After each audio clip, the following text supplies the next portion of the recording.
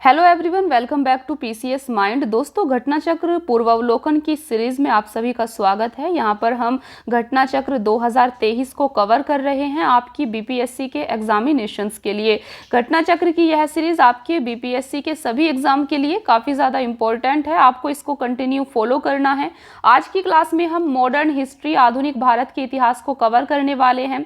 तो modern history पर आपकी ऑलरेडी 2 क्लासेज आ चुकी हैं और आज आपकी तीसरी क्लास है। दोस्तों, अगर आप इस चैनल पर नए हैं तो आपको इसी चैनल की प्लेलिस्ट में घटना चक्र बीपीएससी के नाम से एक प्लेलिस्ट मिल जाएंगी, जहां पर आपको घटना चक्र की सभी क्लासेस इजीली मिल जाएंगी। तो वहां जाकर आप इसकी सारी क्लासेस को देख सकते हैं। चलिए फिर स्टार्ट करते हैं आज की क्लास। देखिए, यहाँ से आपका आधुनिक भारत का इतिहास शुरू हो जाता है, जिसमें आपका पहला क्वेश्चन था यहाँ पर, पुर्तगाली उपनिवेश का प्रथम वायसराय भारत में कौन हुआ है, जिसका सही आंसर था आपका सी, अल्मीडा। तो फ्रेंड्स, आधुनिक भारत के इतिहास की जो 2 क्लासेस आपकी आई थी, उनमें हमने आपके 150 लगभग 150 के करीब क्वेश्चंस को डिस्कस कर लिया है और आज की क्लास में हम 151 क्वेश्चन से शुरू करेंगे।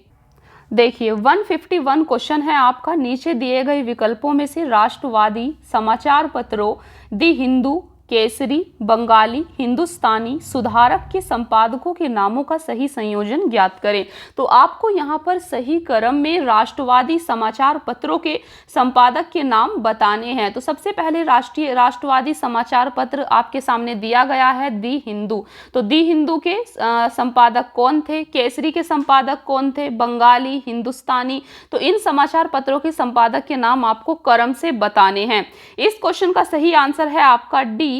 तो आप यहां पर देख सकते हैं, दी हिंदू समाचार पत्र के संपादक आपके जी सुब्रमण्यम अय्यर थे, जबकि केसरी के संपादक आपके बाल गंगाधर तिलक थे और बंगाली के संपादक आपके सुरेंद्रनाथ बनर्जी थे और आपका हिंदुस्तानी समाचार पत्र के संपादक गंगा प्रसाद वर्मा थे और सुधारक के संपादक आपके गोपाल कृष्ण गोखले थे। तो ये सारी पत्रिकाएं यहाँ पर, समाचार पत्र यहाँ पर दिए गए हैं, जिनके संपादक के नाम आपसे पूछे गए। आपको इनको अच्छे से याद कर लेना है। देखिए, यहाँ पर आप डायरेक्टली देख सकते हैं, एक तरफ आपके समाचार पत्र हैं और दूसरी तरफ संपादक का नाम है। सबसे पहले है दी हिंदू। तो दी हिंदू के संपादक थे जी सुब्रमण्यम अय्यर, केसरी के संपादक थे बाल गंगाधर तिलक, बंगाली के संपादक थे सुरेंद्रनाथ बनर्जी, हिंदुस्तानी के संपादक थे गंगा प्रसाद वर्मा, सुधारक के संपादक थे गोपाल कृष्ण गोखले। तो इनको आपको अच्छे से याद कर लेना है। फ्रेंड्स, 152 क्वेश्चन है आपके सामने। स्वराज मेरा जन्म सिद्ध अधिकार है, मैं इसे पाकर रहूंगा, ऐसा किसने कहा था? तो सही आंसर है सी, बाल गंगाधर तिलक। ऐसा आपका बाल गंगाधर तिलक ने कहा था। देखिए, भारतीय राष्ट्रीय कांग्रेस के लखनऊ अधिवेशन 1916 में बाल गंगाधर तिलक ने कहा था, स्वराज मेरा जन्म सिद्ध अधिकार है और मैं उसे लेकर रहूंगा। तिलक राजनैतिक उग्रवाद तथा आक्रामक राष्ट्रवाद में विश्वास करते थे। इस अधिवेशन में उग्रवादियों की पुनः कांग्रेस में वापसी हुई तथा तिलक एवं एनी बेसेंट के प्रयासों से कांग्रेस तथा मुस्लिम लीग के बीच समझौता हुआ। यह समझौता लखनऊ समझौता या कांग्रेस लीग समझौता के नाम से भी प्रसिद्ध है। 153 क्वेश्चन है आपका, स्वराज मेरा जन्म सिद्ध अधिकार है और मैं इसे लेकर रहूंगा, ऐसा किसने कहा था? तो ये क्वेश्चन आपका दोबारा पूछा गया था 2019 में। ऐसा बाल गंगाधर तिलक ने कहा था, ये हम देख चुके हैं।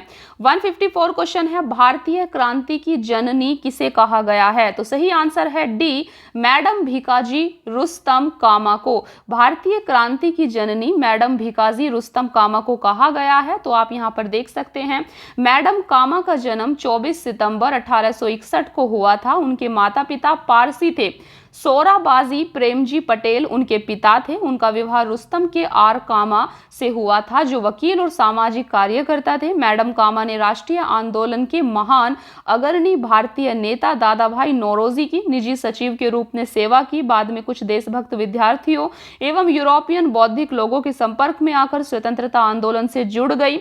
22 अगस्त 1907 को जर्मनी के स्टुअर्टगार्ट में आयोजित अंतर्राष्ट्रीय सोशलिस्ट सम्मेलन में उन्होंने भारतीय स्वाधीनता का झंडा सर्वप्रथम फहराया था। यहाँ फहराया गया यह झंडा कलकत्ता झंडे का परिवर्तित रूप था। इन्हें भारतीय क्रांति की मां, मदर ऑफ इंडियन रेवोल्यूशनरी कहा जाता है, इसीलिए आपको इनको याद रखना है।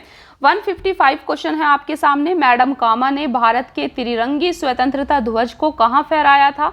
सही आंसर है आपका सी, स्टुटगार्ट में। तो आपको याद है कि मैडम कामा ने भारत के तिरंगी स्वतंत्रता ध्वज को सर्वप्रथम स्टुटगार्ट में फहराया था। 156 क्वेश्चन है। मैडम कामा ने 1907 में प्रथम तिरंगा ध्वज कहां फहराया था? तो ये क्वेश्चन आपसे बार बार पूछा जाता है, स्टुटगार्ट में। 157 क्वेश्चन है। लंदन में इंडिया हाउस के संस्थापक कौन थे? सही आंसर है ए, श्यामजी कृष्ण वर्मा। आपको याद रखना है, लंदन में इंडिया हाउस के संस्थापक श्यामजी कृष्ण वर्मा थे।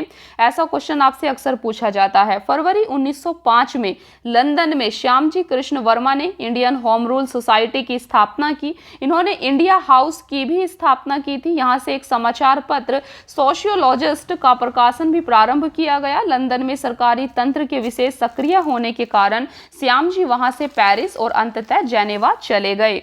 158 क्वेश्चन है। बंग भंग के बाद कौन सा आंदोलन शुरू हुआ था? सही आंसर है बी, स्वदेशी आंदोलन। तो बंग भंग के बाद स्वदेशी आंदोलन आपका शुरू हुआ था। देखिए, ब्रिटिश सरकार ने 20 जुलाई 1905 को बंगाल विभाजन के निर्णय की घोषणा कर दी। 7 अगस्त 1905 को कलकत्ता के टाउन हॉल में एक ऐतिहासिक बैठक में स्वदेशी आंदोलन की विधिवत घोषणा कर दी गई। इसमें ऐतिहासिक बहिष्कार प्रस्ताव पारित हुआ। इसी के बाद से बंगाल के विभिन्न क्षेत्रों में बंग भंग विरोधी आंदोलन औपचारिक रूप से एकजुट होकर प्रारंभ हो गया। 16 अक्टूबर 1905 को बंगाल विभाजन प्रभावी हो गया।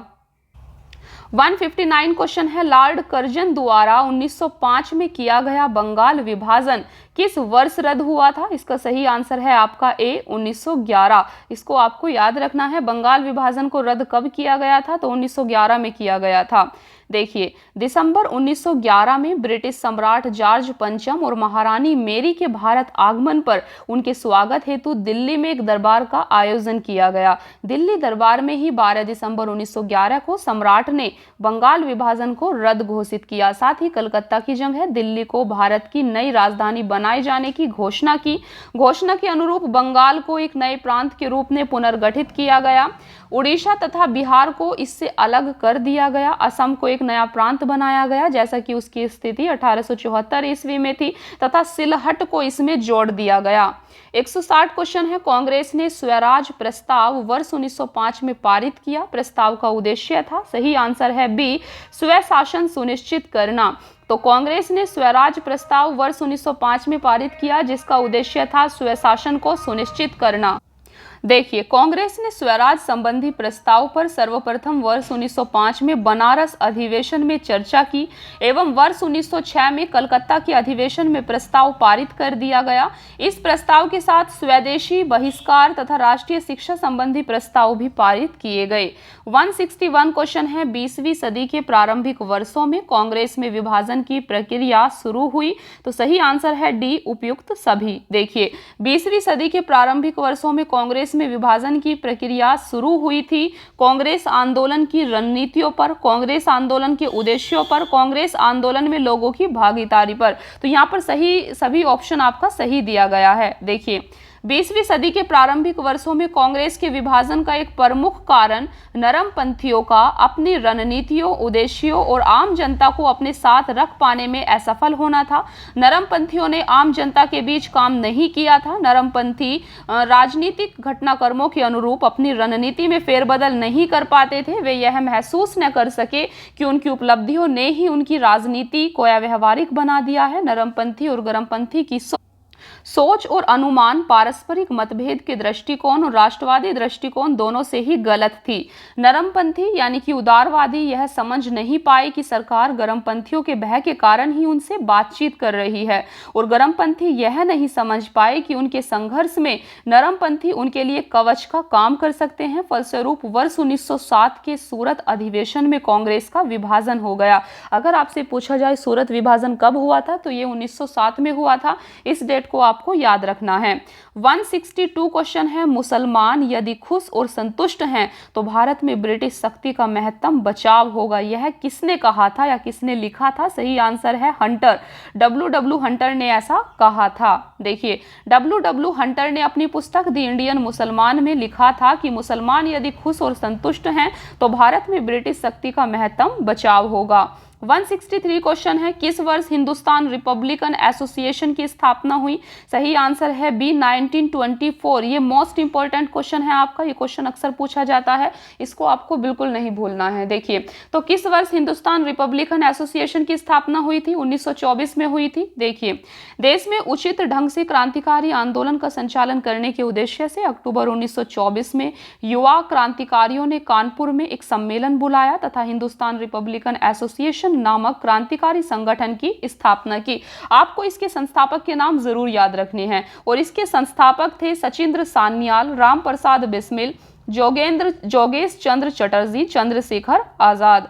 164 क्वेश्चन है, बंगाल विभाजन की घोषणा की गई थी? तो सही आंसर है ए 19 जुलाई 1905 को।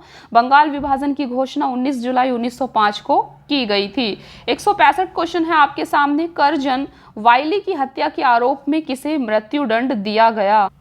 तो इसका सही आंसर है आपका ए मदन लाल ढींगरा। करजन वाइली की हत्या के आरोप में मदन लाल ढींगरा को मृत्युदंड की सजा दी गई थी।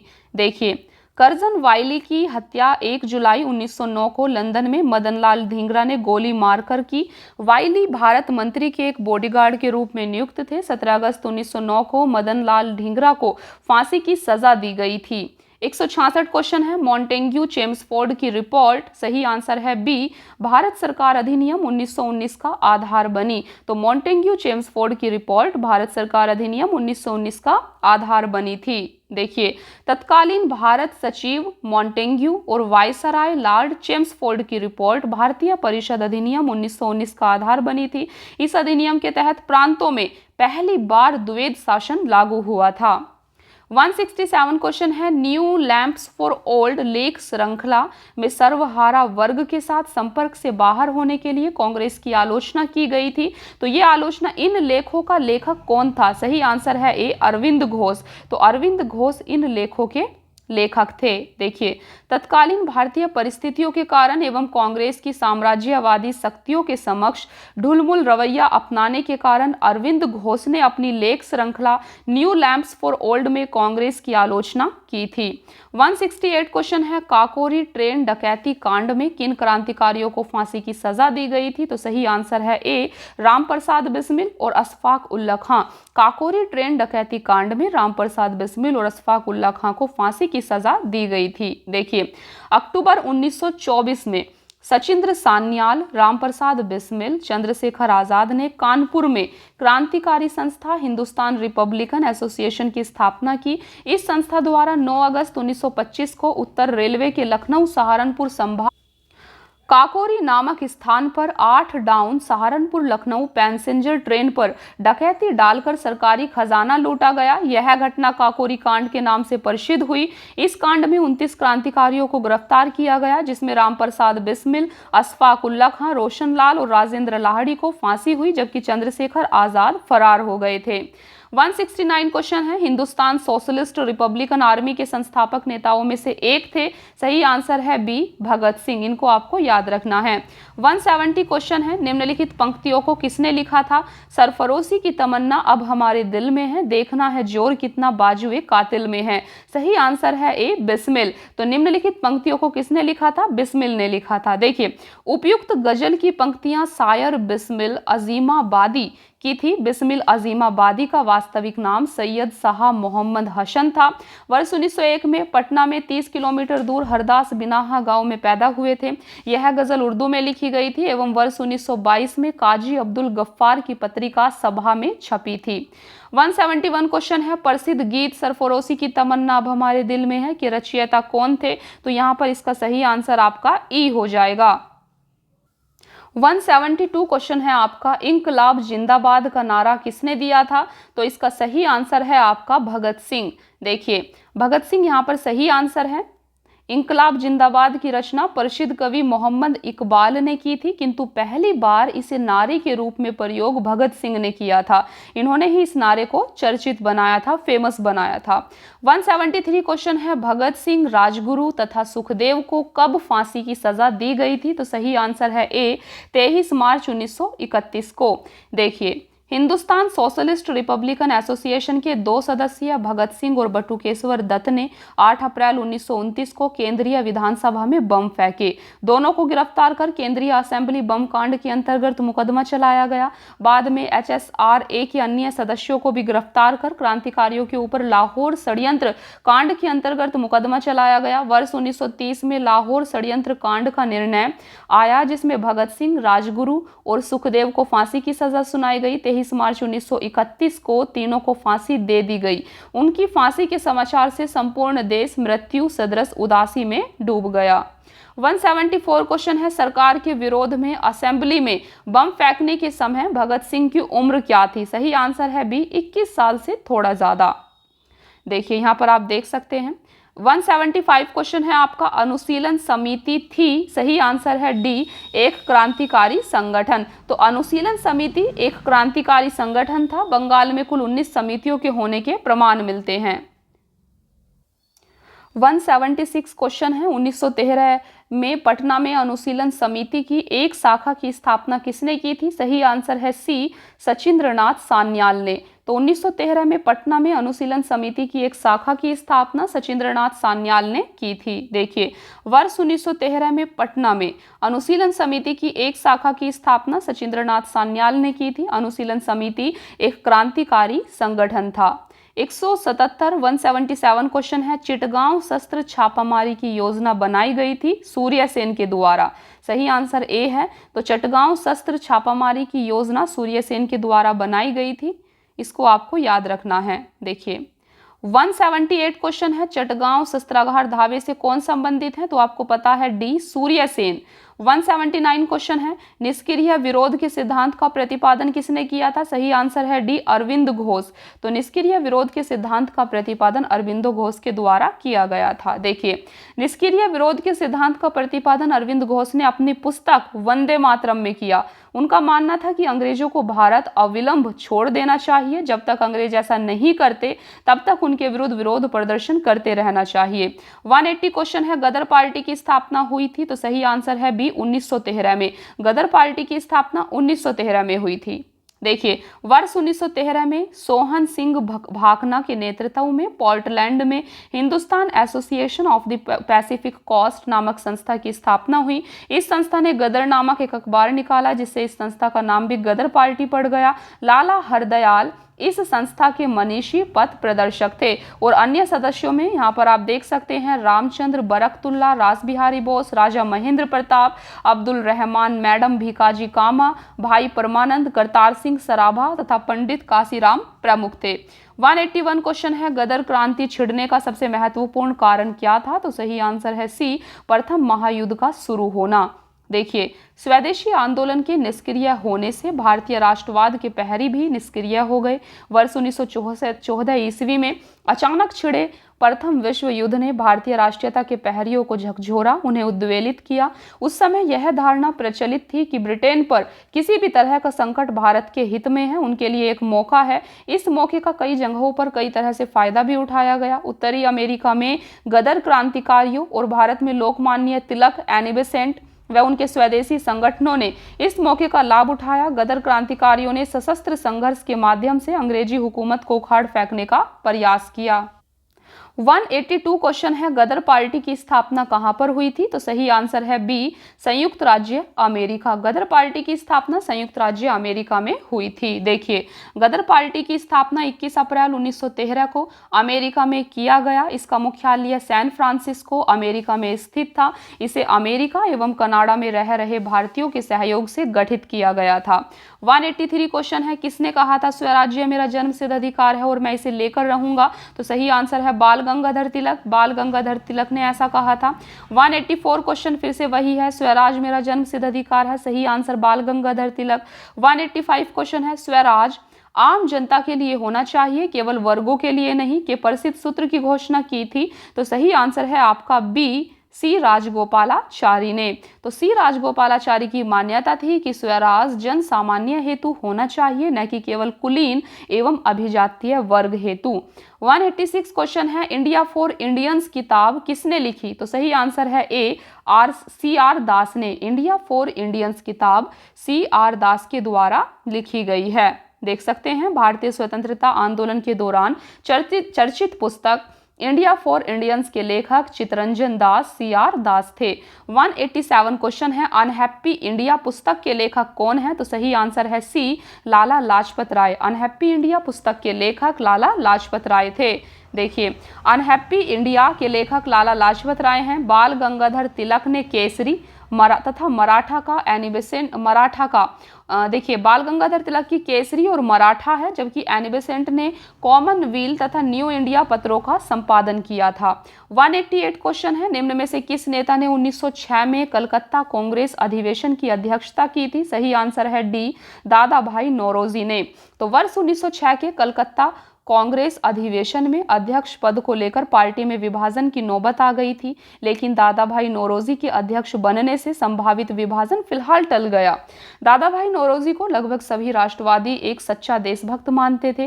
राजनीतिक विचारों से दादा भाई पूर्ण राजभक्त थे। वह समझते थे कि भारत में अंग्रेजी राज्य से बहुत लाभ हुआ है और वह इस साहचर्य एसोसिएशन के सदा बने रहने में अभिरुचि रखते थे। राष्ट्रीय कांग्रेस के कलकत्ता अधिवेशन में ही पहली बार दादा भाई ने स्वराज्य की मांग की थी। 189 क्वेश्चन है, निम्न में से किसने ऑल इंडिया मुस्लिम लीग की स्थापना की थी? तो सही आंसर है D, नवाब सलीमुल्लाह खान ने। तो नवाब सलीमुल्लाह खान ने ऑल इंडिया मुस्लिम लीग की स्थापना की थी। यहाँ पर आप देख सकते हैं। अक्टूबर 1906 में आगा खां के नेतृत्व में मुस्लिमों के शिमला प्रतिनिधि मंडल ने एक ऐसी केंद्रीय मुस्लिम सभा बनाने का विचार किया जिसका उद्देश्य मुसलमानों के हितों का संरक्षण हो। इसी विचारण के अनुरूप ढाका में संपन्न अखिल भारतीय मुस्लिम शिक्षा सम्मेलन के दौरान दिसंबर 1906 में इस सम्मेलन के स्वागत समिति के अध्यक्ष तथा राजनीतिक बैठकों के संयोजक ढाका के नवाब सलीमुल्लाह खान ने अखिल भारतीय मुस्लिम लीग के गठन का प्रस्ताव किया। 56 सदस्यीय अस्थायी समिति का चयन किया गया और मोहसिन उल मुल्क तथा वकार उल मुल्क को संयुक्त रूप से संगठन का सचिव नियुक्त किया गया। लखनऊ में मुस्लिम लीग का मुख्यालय बनाया गया और आगा खां इसके प्रथम अध्यक्ष बनाए गए। 190 क्वेश्चन है आपके सामने। 1906 में मिंटो से शिमला में मिले मुसलमानों के शिष्ट मंडल ने प्रार्थना की थी। तो सही आंसर है A, मुसलमानों के लिए पृथक निर्वाचन वर्ग की। 1 अक्टूबर 1906 को आगा खां के नेतृत्व में मुसलमानों का एक शिष्टमंडल तत्कालीन वायसराय लॉर्ड मिंटो से शिमला में मिला। शिष्टमंडल ने प्रांतीय, केंद्रीय व स्थानीय निकायों में निर्वाचन हेतु मुसलमानों के लिए विशिष्ट स्थिति की मांग की। इस मांग के जवाब में मिंटो ने मुसलमानों को आश्वासन देते हुए कहा कि उनके राजनैतिक अधिकारों और हितों की भारत में रक्षा की जाएगी। 191 क्वेश्चन है, निम्न में से किस अधिनियम ने भारत में पृथक निर्वाचक मंडल का आरंभ किया? सही आंसर है D, भारतीय परिषद अधिनियम 1909। तो भारतीय परिषद अधिनियम 1909 के द्वारा भारत में पृथक निर्वाचक मंडल का आरंभ किया गया था।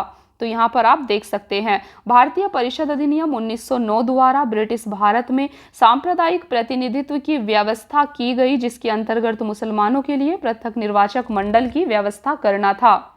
192 क्वेश्चन है, निम्नलिखित में से किसका योगदान होम रूल लीग के स्थापना में नहीं था? सही आंसर है D, T.S. ओलकॉट। T.S. ओलकॉट का योगदान होम रूल लीग की स्थापना में नहीं था, जबकि बाल गंगाधर तिलक, सुब्रमण्यम अय्यर और एनी बेसेंट का योगदान होम रूल की स्थापना में था। तो इसको आपको याद रखना है। देखिए, 193 क्वेश्चन है आपके सामने। किस अधिवेशन में होम रूल समर्थक अपनी राजनीतिक शक्ति का सफलतापूर्वक प्रदर्शन कर सके? तो सही आंसर है A, कांग्रेस का 1916 का लखनऊ अधिवेशन। तो कांग्रेस के 1916 के लखनऊ अधिवेशन में होम रूल लीग के सदस्यों के लिए अपनी ताकत दिखाने का एक अच्छा मौका था। तिलक के समर्थकों ने तो परंपरा ही बना दी, जिस पर कांग्रेस बहुत वर्षों तक टिकी रही। उनके समर्थकों ने लखनऊ पहुंचने के लिए एक ट्रेन आरक्षित की, जिसे कुछ लोगों ने कांग्रेस स्पेशल का नाम दिया, तो कुछ ने होम रूल स्पेशल कहा। अरुण डेल ने लीग के हर सदस्य से कहा था कि वह लखनऊ अधिवेशन का सदस्य बनने की हर संभव कोशिश करे। अधिवेशन की समाप्ति के तुरंत बाद उसी पंडाल में दोनों होम रूल लीगों की बैठक हुई, जिसमें लगभग 1000 प्रतिनिधियों ने भाग लिया। कांग्रेस लीग समझौते की सराहना की गई तथा तिलक और एनी बेसेंट ने बैठक को संबोधित किया था। 194 क्वेश्चन है, शिक्षा में सुधार हेतु ब्रिटिश सरकार ने सैडलर विश्वविद्यालय आयोग कब नियुक्त किया था? सही आंसर है B, 1917। तो शिक्षा में सुधार हेतु ब्रिटिश सरकार ने सैडलर विश्वविद्यालय आयोग की स्थापना 1917 में की थी।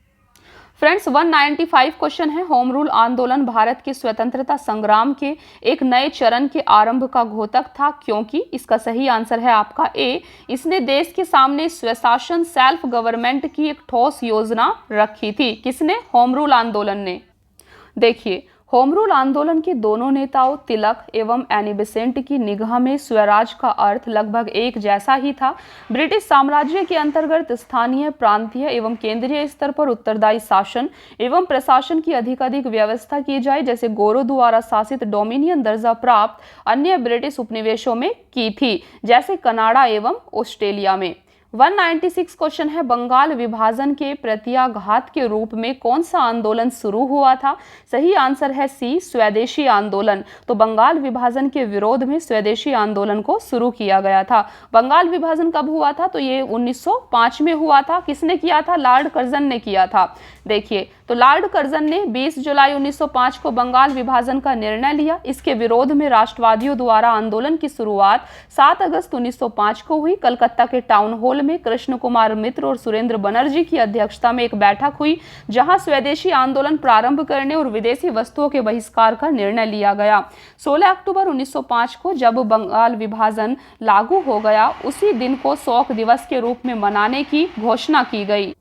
197 क्वेश्चन है आपका, नो आखिरी काल में महात्मा गांधी के सचिव कौन थे? सही आंसर है सी, प्यारेलाल। तो नो आखिरी काल में प्यारेलाल महात्मा गांधी के सचिव थे। उनकी बहन डॉक्टर सुशीला नैयर गांधी जी की व्यक्तिगत चिकित्सक थी। प्यारेलाल ने गांधी जी के दांडी मार्च में भी महत्वपूर्ण भूमिका अदा की थी। देखिए, 198 क्वेश्चन है, निम्न में से महात्मा गांधी का भारत में पहला सत्याग्रह कौन सा था? सही आंसर है सी, चंपारण।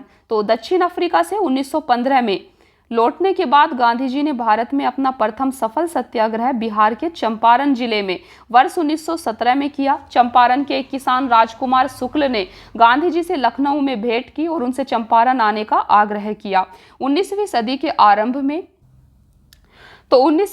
आरंभ में गोरे बागान मालिकों ने चंपारण के किसानों से एक अनुबंध के आधार पर यह विनिश्चित करा लिया था कि उन्हें अपनी जमीन के 3/20वें भूभाग पर नील की खेती करना अनिवार्य है, जिसे तिनकठिया पद्धति के नाम से जाना जाता था।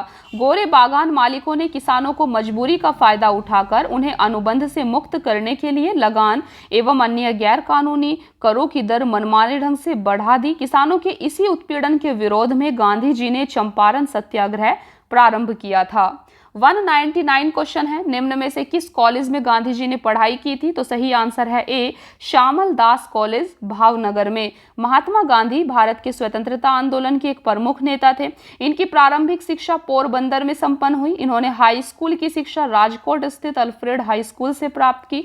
इसके उपरांत उन्होंने भावनगर स्थित श्यामलदास आर्ट कॉलेज में अपना नामांकन करवाया। इसके उपरांत इन्होंने यूनिवर्सिटी कॉलेज लंदन से विधि लॉ की पढ़ाई पूरी की। 200 यानी कि 200 क्वेश्चन है आपका, निम्न में से कौन सा भारत में गांधी जी का प्रथम सत्याग्रह आंदोलन था जिसमें उन्होंने सविनय अवज्ञा का प्रयोग किया? तो सही आंसर है ए, चंपारण सत्याग्रह। देखिए, चंपारण आंदोलन जो कि 1917 में हुआ था, भारत में गांधी जी का प्रथम सत्याग्रह आंदोलन था जिसमें उन्होंने सविनय अवज्ञा का प्रयोग किया था। देखिए, 201 क्वेश्चन है आपके सामने, किसने यूरोपियन नील बागान मालिकों द्वारा किसानों के शोषण की तरफ गांधी जी का ध्यान आकर्षित किया था? सही आंसर है बी, राजकुमार शुक्ल। तो राजकुमार शुक्ल ने ही यूरोपियन नील बागान मालिकों द्वारा किसानों की शोषण की तरफ गांधी जी का ध्यान आकर्षित किया था। 202 क्वेश्चन है, गांधी जी को चंपारण आने का आमंत्रण किसने दिया था? तो सही आंसर है ए, राजकुमार शुक्ल ने दिया था। नेक्स्ट क्वेश्चन है आपका, चंपारण में इंडिगो के किसानों की दशा की ओर गांधी जी का ध्यान किसने आकर्षित किया था? सही आंसर है डी, राजकुमार शुक्ल ने किया था। 204 क्वेश्चन है आपका, गांधी जी द्वारा भारत में पहली बार सत्याग्रह आंदोलन बिहार में कहां प्रारंभ किया गया था? तो सही आंसर है डी, चंपारण में। चंपारण में प्रारंभ किया गया था। 205 क्वेश्चन है, बिहार के कौन से स्थान में गांधी जी ने अपना प्रथम सत्याग्रह किया था? सही आंसर है ए, चंपारण। चंपारण में ऐसा उनके द्वारा किया गया था। देखिए नेक्स्ट क्वेश्चन है, चंपारण नील आंदोलन के राष्ट्रीय नेता कौन थे? तो आपको पता है कि महात्मा गांधी जी थे। 207 क्वेश्चन है, प्रसिद्ध नाटक नील दर्पण जिसमें इंडिगो की खेती करने वाले किसानों के दमन का चित्रण किया गया है की रचना किसने की थी? सही आंसर है डी, दीन बंधु मित्र। तो नील दर्पण नाटक के लेखक दीन बंधु मित्र हैं, इनको आपको जरूर याद रखना है। देखिए 1857 के विद्रोह के ठीक बाद बंगाल में नील विद्रोह 1859 से 60 में हुआ, सन्यासी विद्रोह 1763 से 1800 में, संथाल विद्रोह 1855 से 56 में तथा पाबना उपद्रव 1873 से 76 में हुआ।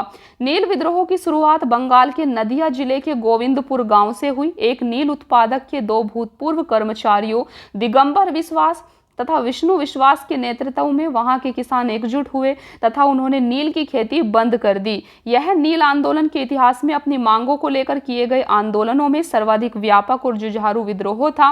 बंगाल का नील विद्रोह शोषण के विरुद्ध किसानों की सीधी लड़ाई थी। बंगाल के वे काश्तकार जो अपने खेतों में चावल की खेती करना चाहते थे, उन्हें यूरोपीय नील बागान मालिक नील की खेती करने के लिए मजबूर करते थे। नील की खेती से इनकार करने वाले किसानों को नील बागान मालिकों के दमन चक्र का सामना करना पड़ता था। सितंबर 1859 में उत्पीड़ित किसानों ने अपने खेतों में नील न उगाने का निर्णय लेकर बागान मालिकों के विरुद्ध विद्रोह कर दिया। 1860 तक नील आंदोलन नदिया, पाबना, खुलना, ढाका, मालदा, दीनजापुर आदि क्षेत्रों में फैल गया। किसानों की एकजुटता के कारण बंगाल में 1860 तक सभी नील कारखाने बंद हो गए। बंगाल के बुद्धिजीवी वर्ग ने अखबारों में अपने लेखों द्वारा जनसभाओं के माध्यम से इस विद्रोह के प्रति अपने समर्थन को व्यक्त किया। इसमें हिंदू पैट्रियाट के संपादक हरिश्चंद्र मुखर्जी की विशेष भूमिका रही।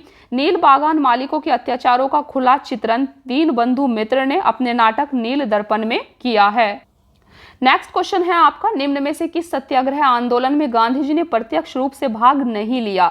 सही आंसर है सी, वायकोम सत्याग्रह। वायकोम सत्याग्रह में गांधी जी ने प्रत्यक्ष रूप से भाग नहीं लिया था।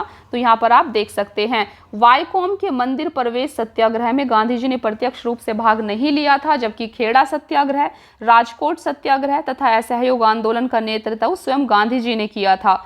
नेक्स्ट क्वेश्चन है, स्वाधीनता आंदोलन के दौरान महात्मा गांधी के करीबी अंग्रेजी मित्र थे।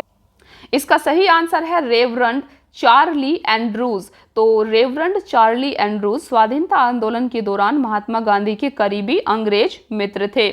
210 क्वेश्चन है, अंत्योदय कार्यक्रम का उद्देश्य है? सही आंसर है सी, गरीबों में सबसे गरीब की सहायता करना। अंत्योदय का मतलब ही यही होता है, गरीबों में सबसे गरीब की सहायता करना। देखिए अंत्योदय कार्यक्रम का उद्देश्य गरीबों में सबसे गरीब की सहायता करना है। इस कार्यक्रम का विचार सर्वप्रथम महात्मा गांधी द्वारा प्रस्तुत किया गया। इस संदर्भ में गांधी जी जॉन रस्किन की पुस्तक अनटू द लास्ट से प्रभावित थे। 211 क्वेश्चन है आपका, 1917 से 18 में अहमदाबाद में गांधी जी द्वारा चलाए गए सत्याग्रह में किसने हिस्सा लिया था? तो सही आंसर है बी, औद्योगिक कर्मी। औद्योगिक कर्मी के द्वारा इस सत्याग्रह में हिस्सा लिया गया था। देखिए चंपारण की सफलता के बाद गांधी जी का अगला प्रयोग वर्ष 1918 में अहमदाबाद की एक कॉटन टेक्सटाइल मिल में मालिक और मजदूरों के बीच बोनस बढ़ाने को लेकर चल रहे विवाद में हस्तक्षेप करना था। यह विवाद प्लेग बोनस को लेकर था। प्लेग का प्रकोप खत्म होने के बाद मालिक इसे समाप्त करना चाहते थे, जबकि मजदूर इसे बरकरार रखने की मांग कर रहे थे। उत्पादन लागत, मुनाफा और मजदूरों के जीवन निर्वाह खर्च का गहराई से अध्ययन करने के बाद गांधी जी ने घोषणा की मजदूरों को 35% बोनस मिलना चाहिए। मिल मालिकों द्वारा गठित ट्रिब्यूनल ने इनकी बात मान ली थी। नेक्स्ट क्वेश्चन है, निम्न उद्योगपतियों में कौन से व्यक्ति लंबे समय तक AICC के खजांची रहे तथा सन 1930 में जेल भी गए? सही आंसर है बी, जमनालाल बजाज। तो जमनालाल बजाज AICC के खजांची रहे थे। नेक्स्ट क्वेश्चन है, महात्मा गांधी ने सर्वप्रथम किस किसान आंदोलन में भाग लिया था? सही आंसर है बी, चंपारण किसान आंदोलन में भाग लिया था सर्वप्रथम। नेक्स्ट है, गांधी जी का चंपारण सत्याग्रह किससे जुड़ा था? तो सही आंसर है बी, तिनकठिया पद्धति। गांधी जी का चंपारण सत्याग्रह तिनकठिया पद्धति से जुड़ा हुआ था। नेक्स्ट है, बिहार में तिनकठिया पद्धति में नील की खेती के लिए भूमि का कितना भाग अमानत पर रखा जाता था? सही आंसर है सी, 3/20वां भाग। तो बिहार में तिनकठिया पद्धति में नील की खेती के लिए भूमि का 3/20वां भाग अमानत पर रखा जाता था। 216 क्वेश्चन है, चंपारण आंदोलन से कौन संबंधित नहीं था? सही आंसर है डी, जयप्रकाश नारायण। जयप्रकाश नारायण आपका चंपारण आंदोलन से संबंधित नहीं थे, जबकि राजेंद्र प्रसाद, अनुग्रह नारायण सिन्हा, जेबी कृपलानी चंपारण आंदोलन से संबंधित थे। नेक्स्ट क्वेश्चन है आपका, 1917 के चंपारण सत्याग्रह से कौन संबंधित नहीं है? सही आंसर है डी, राम मनोहर लोहिया। जबकि जेबी कृपलानी, राजकुमार शुक्ल और राजेंद्र प्रसाद 1917 के चंपारण सत्याग्रह से संबंधित हैं। 218 क्वेश्चन है, अखिल भारतीय किसान सभा के प्रथम सत्र की अध्यक्षता किसने की? सही आंसर है ए, स्वामी सहजानंद। तो स्वामी सहजानंद ने अखिल भारतीय किसान सभा के प्रथम सत्र की अध्यक्षता की थी। नेक्स्ट है आपका, बंबई में अखिल भारतीय व्यापार संघ कांग्रेस की स्थापना कब हुई? सही आंसर है ए, सन 1920 में। तो सन 1920 में बंबई में अखिल भारतीय व्यापार संघ कांग्रेस की स्थापना हुई थी। 220 क्वेश्चन है, अखिल भारतीय ट्रेड यूनियन कांग्रेस के प्रथम अध्यक्ष थे? सही आंसर है डी, लाला लाजपत राय। तो अखिल भारतीय ट्रेड यूनियन कांग्रेस के प्रथम अध्यक्ष लाला लाजपत राय थे। नेक्स्ट है आपका, कम्युनिस्ट इंटरनेशनल का सदस्य बनने वाला पहला भारतीय कौन था? सही आंसर है ए, एम.एन. रॉय। तो कम्युनिस्ट इंटरनेशनल का सदस्य बनने वाला पहला भारतीय एम.एन. रॉय थे। नेक्स्ट है आपका, भारतीय उच्चायुक्त के पद का सृजन किस अधिनियम से हुआ? सही आंसर है बी, भारत सरकार अधिनियम 1919 के द्वारा। तो भारतीय उच्चायुक्त के पद का निर्माण भारत सरकार अधिनियम 1919 के द्वारा किया गया था। नेक्स्ट है आपका, रोलेट एक्ट का भारतीय राष्ट्रीय कांग्रेस ने विरोध किया क्योंकि इसका लक्ष्य था व्यक्तिक स्वतंत्रता को सीमित करना। सही आंसर है ए, व्यक्तिक स्वतंत्रता को सीमित करना।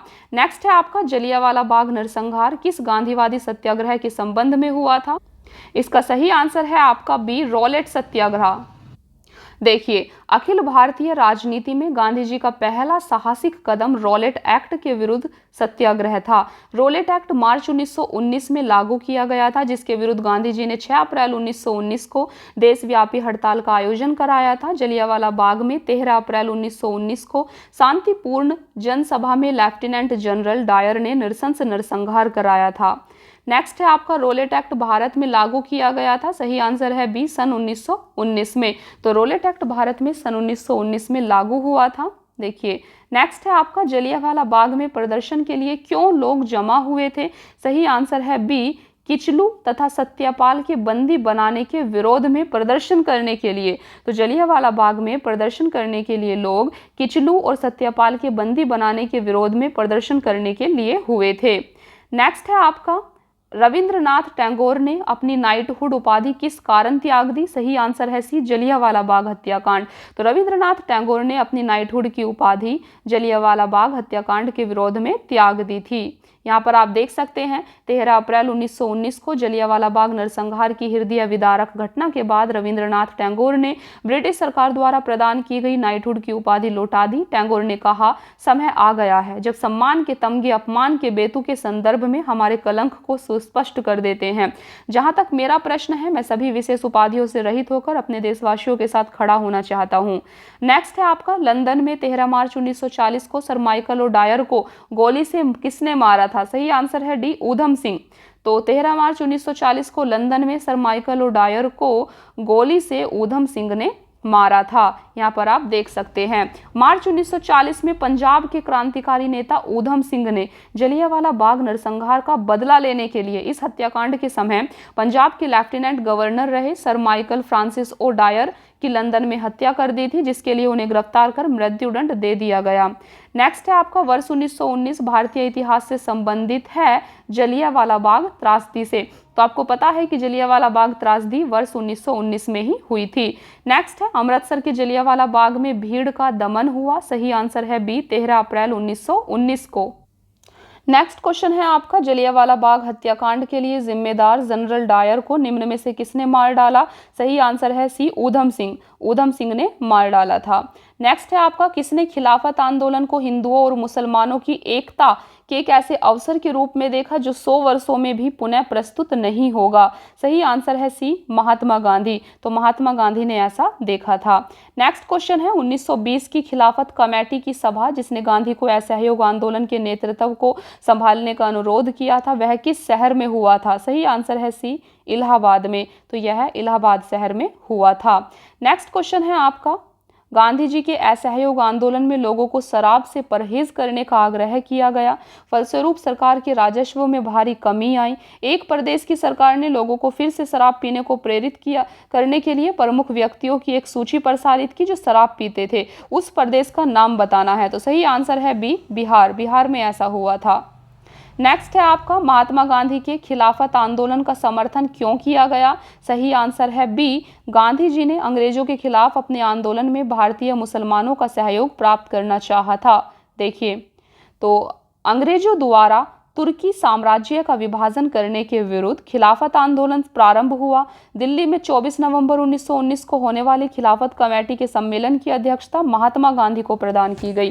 दिसंबर 1919 में हुए भारतीय राष्ट्रीय कांग्रेस के अमृतसर अधिवेशन से खिलाफत आंदोलन को और अधिक बढ़ावा मिला। गांधी जी ने इसे हिंदू मुस्लिम एकता के एक ऐसे स्वर्णिम अवसर के रूप में देखा जो आगे 100 वर्षों में भी कभी नहीं आ सका। उसके अनुसार उन्होंने अंग्रेजों के विरुद्ध आंदोलन में भारतीय मुसलमानों का सहयोग प्राप्त करने के लिए खिलाफत आंदोलन का समर्थन किया था। नेक्स्ट है आपका, भारतीय राष्ट्रीय कांग्रेस ने असहयोग आंदोलन किस वर्ष प्रारंभ किया था? सही आंसर है सी, 1920 ईस्वी में। भारतीय राष्ट्रीय कांग्रेस ने असहयोग आंदोलन 1920 ईस्वी में प्रारंभ किया था। नेक्स्ट क्वेश्चन है आपका, गांधी जी ने असहयोग आंदोलन कब प्रारंभ किया? सही आंसर है ए, 1920 में। तो गांधी जी द्वारा असहयोग आंदोलन 1 अगस्त 1920 को प्रारंभ किया गया। पश्चिमी भारत, बंगाल तथा उत्तरी भारत में असहयोग आंदोलन को अभूतपूर्व सफलता मिली। असहयोग आंदोलन के दौरान ही मोतीलाल नेहरू, लाला लाजपत राय, सरदार वल्लभ भाई पटेल, जवाहरलाल नेहरू तथा राजेंद्र प्रसाद न्यायालय का बहिष्कार कर आंदोलन में कूद पड़े थे। नेक्स्ट है आपका, किस क्षेत्र में राहुल सांकृत्यायन 1920 के असहयोग आंदोलन में सक्रिय थे? सही आंसर है ए, छपरा। तो राहुल सांकृत्यायन ने अपनी शिक्षा बनारस से पूर्ण की। वह वर्ष 1912 में साधु बन गए और अपना नाम बाबा रामोदर दास रख लिया। उन्होंने वर्ष 1921 में असहयोग आंदोलन में भाग लिया। इन्हें 6 महीने की जेल भी हुई। यह असहयोग आंदोलन के समय छपरा में सक्रिय थे। वर्ष 1922 में ये छपरा डीसीसी के अध्यक्ष चुने गए। नेक्स्ट है, किस घटना के बाद महात्मा गांधी ने असहयोग आंदोलन को अपनी हिमालय जैसी भूल बताया था? सही आंसर है ए, चौरी चौरा कांड। चौरी चौरा कांड के बाद महात्मा गांधी ने ऐसा कहा था। देखिए, चौरी चौरा उत्तर प्रदेश के गोरखपुर के पास एक कस्बा है जहां 4 फरवरी 1922 को आंदोलनकारियों की भीड़ ने ब्रिटिश शासन की एक पुलिस चौकी को आग लगा दी थी, जिससे 23 पुलिस कर्मचारी जिंदा जलकर मर गए। गांधी जी ने इस घटना की निंदा की और असहयोग आंदोलन को स्थगित कर दिया। गांधी जी ने इस घटना को हिमालय जैसी भूल की संज्ञा दी। नेक्स्ट क्वेश्चन है आपका 240, असहयोग आंदोलन के दौरान किसने पटना कॉलेज छोड़ा जबकि उसकी परीक्षा के केवल 20 दिन ही बचे थे? सही आंसर है सी, जयप्रकाश नारायण। तो जयप्रकाश नारायण ने ऐसा किया था। देखिए, बिहार के सारण के सिताब दियारा में जन्मे स्वतंत्रता सेनानी जयप्रकाश नारायण ने असहयोग आंदोलन के दौरान पटना कॉलेज छोड़ा जबकि उनकी परीक्षा के केवल 20 दिन ही बचे थे। इसके पश्चात उन्होंने कांग्रेस द्वारा संचालित बिहार विद्यापीठ में प्रवेश लिया। नेक्स्ट है आपका 1921 के मोपला आंदोलन की जो शाखा थी, सही आंसर है ए, खिलाफत आंदोलन की। देखिए, केरल के मालाबार जिले के मोपला काश्तकारों के आंदोलन मुख्यतः लगान व बेदखली को लेकर थे। जमींदार जब चाहते उन्हें भूमि से बेदखल कर देते और जब चाहते मनमाना लगान वसूलते। खिलाफत आंदोलन भी अपनी जड़ें जमाता जा रहा था। हालात ये हो गए कि खिलाफत आंदोलन एवं काश्तकारों की बैठक में फर्क करना मुश्किल हो गया। इस तरह दोनों आंदोलन एक दूसरे में समा गए। नेक्स्ट क्वेश्चन है 1920 से 22 के असहयोग आंदोलन के दौरान बिहार में प्रचलित मान्यताओं में से एक यह थी कि उनकी जीत होगी क्योंकि गांधी, सही आंसर है सी, क्योंकि गांधी को अंग्रेजों को हराने का तरीका पता था। देखिए, यहाँ पर आप देख सकते हैं। नेक्स्ट क्वेश्चन है आपका, सारा बंदी आंदोलन 1922 किसके नेतृत्व में प्रारंभ हुआ? सही आंसर है बी, सरदार वल्लभ भाई पटेल। तो सारा बंदी आंदोलन 1922 में सरदार वल्लभ भाई पटेल के नेतृत्व में प्रारंभ हुआ था। नेक्स्ट है 1921 का मोपला विद्रोह कहाँ हुआ था? सही आंसर है सी, केरल में। तो केरल में 1921 में मोपला विद्रोह हुआ था। देखिए, मोपला विद्रोह केरल के मालाबार क्षेत्र में वर्ष 1921 में हुआ था। यहाँ पर काश्तकर अधिकतर बटाईदार मुसलमान थे तथा जमींदार अधिकतर हिंदू थे। आंदोलन जमींदारों के शोषण के खिलाफ था। नेक्स्ट है, किस घटना के कारण गांधी जी ने असहयोग आंदोलन वापस लिया था? सही आंसर है बी, चौरी चौरा कांड। तो चौरी चौरा कांड की घटना के कारण गांधी जी ने असहयोग आंदोलन वापस ले लिया था। नेक्स्ट क्वेश्चन है आपका, असहयोग आंदोलन के स्थगन संबंधी घटनाओं का सही क्रम इंगित करें। तो आपको इन घटनाओं को सही क्रम में लगाना है, जिसका सही आंसर आपका ए है। 1, 2, 3, 4 ये ऑलरेडी आपका सही क्रम में लगा हुआ है। देखिए, असहयोग आंदोलन के स्थगन संबंधी घटनाओं का सही क्रम निम्न है। सबसे पहले चौरी चौरा में पुलिस गोलीकांड, देन उग्र भीड़ द्वारा पुलिस थाने को जलाना, देन गांधी जी द्वारा आंदोलन का स्थगन और फिर गांधी जी की गिरफ्तारी। तो ये सही क्रम है यहाँ पर। नेक्स्ट क्वेश्चन है आपका, लॉर्ड सिन्हा ने 1921 में कहाँ के गवर्नर पद से त्यागपत्र दिया था? सही आंसर है ए, बिहार उड़ीसा। लॉर्ड सिन्हा ने 1921 में बिहार उड़ीसा के गवर्नर पद से त्यागपत्र दे दिया था। नेक्स्ट क्वेश्चन है, 1923 से 28 के काल में भारतीय राजनीति में क्रांतिकारी कार्यविधियों की पुनरावृत्ति का कारण था।